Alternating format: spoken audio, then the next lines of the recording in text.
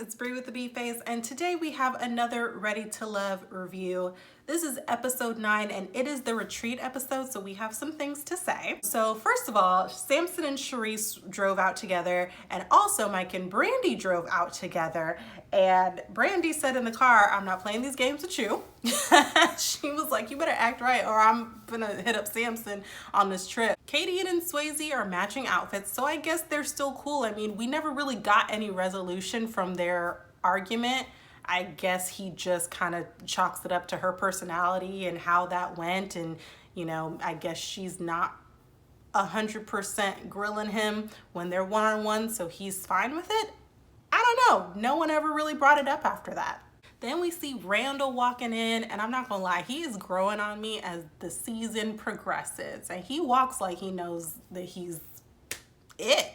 So then we see that LJ is not there, and we find out that he had to work, which, I mean, that man didn't need to be there anyway. And quiet as it's kept, he probably took that ex on that work trip anyway. I mean, I think we kind of got all we needed to get from him from that last episode, to be honest. So Katie and Brandy, Mike, and Kayla are all sitting on the couch, and Katie decides she wants to dig deeper into Mike, which is code for I want to start some mess, because she needs to dig deeper for what? Clearly you don't have a connection with the man, you're just trying to start stuff. And start stuff she did, because she said she thinks that Brandy is like the wife and Kayla is like the hot side chick, basically. And Kayla has this thing of like, why are y'all calling me the side chick just because I'm hot? Like, I don't understand. Like, does wife mean you're boring and you're played out and you're dried up and you're washed up? I mean, I don't know. Katie did ask Mike, what is it that you actually like about Kayla? And he didn't really have nothing to say. And Kayla said, "I think it's just because people are here. If it was us by ourselves, he would have something to say."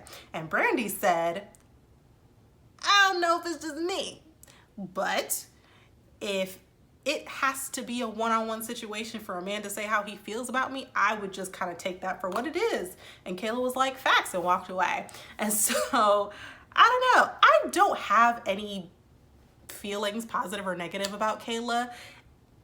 It feels really like she's kind of the stirring pot for the people who really have like these stronger connections. And you kind of see that with her and how she interacted with Jamala too, because I mean, clearly the stronger connections are there, and she's like the what if for the guys. So then Brandy and Samson have a conversation. He's really not talking about nothing, and I think Brandy's trying to get him to say if they have a connection or not, but clearly they don't. He's really into Charisse. He thinks that they're on two different levels, and his, you know, just where his life is aligns more with Charisse. But I don't know. He also called Brandy spunky, which, whatever that means. So we pan to the kitchen, and Swayze is just all over Katie, and he is being super affectionate, which apparently Katie loves. And I'm like, this is interesting.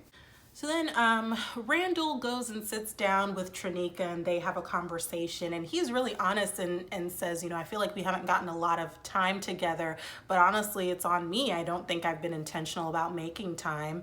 But he seems to really like Tristana, and their conversation does seem to get really deep. And he said he always learns something when he talks to her, which I feel for Randall, because he seems to have a really good rapport with all of these connections. So I don't know what is gonna be like the deciding factor for him to really say, I want to be in a relationship with you, because he gets along real well with Tristana. Apparently he like learns from her.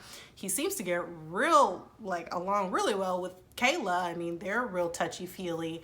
And Jamala, they feel like they're in a relationship already. So I don't know. I don't know if it's gonna end up with Jamala at the end of this, but we shall see. Then we get a conversation with Samson and Charisse. I mean, there was nothing really going on in that conversation. It was very shallow.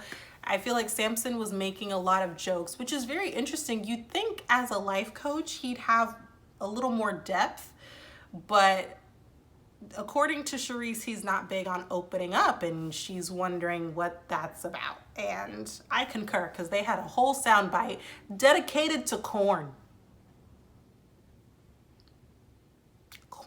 So then we see that there is a little group outside in like the pool slash hot tub area, and Randall and Kayla are out there, and Kayla is on this man's neck, just rubbing his neck, leaning on his shoulder, all of this very touchy-feely. And then Jamala comes out and she sits down, and Kayla's still rubbing on this man's neck. And then I guess it starts raining, so they all go inside. Kayla goes into Randall's room and lays on the bed while Randall is like getting his clothes, I guess, to change or something. And then Jamala comes in the room and she's like, excuse me, I just need to grab this. And she like grabs something out of the room and leaves. And Kayla's like, do you have like a tracker on him? Because you just go into every room this man is in, like leave him alone. And that's that. So fast forward a little bit later, Randall is on the bed and Jamala comes in and is like, you want to cook? And he was like, absolutely not. What is your problem? And so they get into an argument. And so I understand both sides of this argument, because Randall's point is, why do you have to do all of that, right? Like, it's, you know where we are. You should be a little bit more secure in where we are. And Jamal is like, well, it's not like I came in here and fought the girl. And he's like, yeah, but I know you. So I know what those small gestures mean. And so you were doing a lot. And so I understand where he's coming from, because yes, that is very true. Y'all both signed up for this process. You know what it is. You're dating multiple people and it plays out in your face. That is what y'all signed up for. Y'all know that every season they do this retreat thing, right? Okay, cool. I understand her point though, because this is not real life, right? So it's easy to say that, and yes, we did all sign up for this process and blah, blah, blah. But at the same time, now I'm seeing it in my face, and we're introducing real feelings to this real fake scenario. So I'm expected to adjust my behavior and my very real feelings to this weird scenario that we're in, instead of just expressing my feelings to you and having you reassure me that there's nothing going on, that we're still where we are. I understand both points. I really do. So, more power to them to solving whatever that is. I did enjoy the dinner conversation that everyone had, where it was really like, what brought you all to this point of like being ready to love or feeling like you want to find love. And I really liked all of their answers. I mean, I don't think anyone gave a really shallow answer. I think everyone was very honest and upfront about what their life was like up to that point that prompted them to say, I want to try something different. So maybe it's not all TV, maybe. And then after dinner, I also appreciated the conversation that Randall and Mike had, where, Randall was talking about how he has to move a little different with Jamal, and he just really doesn't always know how to, because she presents one way, but she's so much more fragile when he's dealing with her and emotional. And Mike was like, yeah. Mike was like, you have to be a little bit more reassuring. I mean, that's just what it is. You have to reassure her that she is where you're saying she is, because what's playing out is clearly not the same as what you're saying is going on in your emotions. And I enjoy the idea of like men holding other men accountable and giving genuine advice that's not based on ego. I really liked that. So more power to them.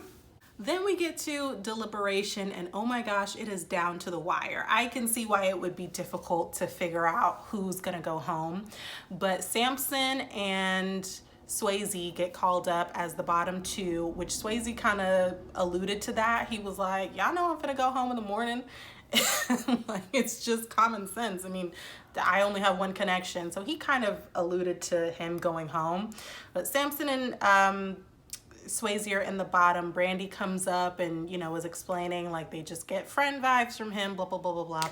And then Tommy steps in and it just goes off. And so I think what's going to happen is that LJ is going to get eliminated because he just didn't show up to the retreat. And so it would make sense that you just eliminate the guy who's not there, right? I will say, when it comes down to this type of elimination, when it's getting, like I said, down to the wire and they're just people who have one connection, it would seem like you would want to keep those people around because they've narrowed it down, right? Like they've narrowed down who they want to be with. They want to extend past the process, blah, blah, blah, right? Ready to love. Clearly y'all are ready to love each other. But it seems like they do tend to keep people who have multiple connections, which, I mean, is reality TV for you. But if the show was based on, we want you people to actually find love and see if you can find it here, then it would seem like they're the success story, right? Swayze and Katie are all over each other. But I think they want you to have a little bit of angst, like will they, won't they type thing. And if you're already set, you can just go home and have that off camera, I guess. So the previews didn't really give too much. I mean, you see Samson, so clearly he didn't get eliminated. So Samson and Charisse are having a conversation and she's telling him, like, we are not going anywhere. Like, you have to say words to me. And it seemed like he deflected and made another joke. So we'll see if he actually listens and, you know, makes an effort to open up a little bit more. I mean, he doesn't even have to do that on TV. Like, y'all can I'm sure y'all are talking off camera. I'm sure you guys are having conversations on the phone. Open up then. It doesn't have to be like we go out on a date and I expose my deep, dark secrets on TV. I mean, there are ways to get around that if that's the thing that's making you uncomfortable. The only other thing that I noticed in the previews is that Mike goes chasing after Kayla when they're about to leave, and apparently he's telling her how he's still interested and he still wants to see where things go. And Kayla's like, oh, you say all of this now that Brandy is gone. Okay, cool. Who, by the way, he spent the night with, because Brandy sure did make that known. Listen, she walks and talks like she is just very secure and she's not worried about any other connection, because as far as she's concerned, she's the only one. Good for you. Anyway, that is it for this episode. Don't forget to like, comment, and subscribe, and I will see you in my next one. Bye.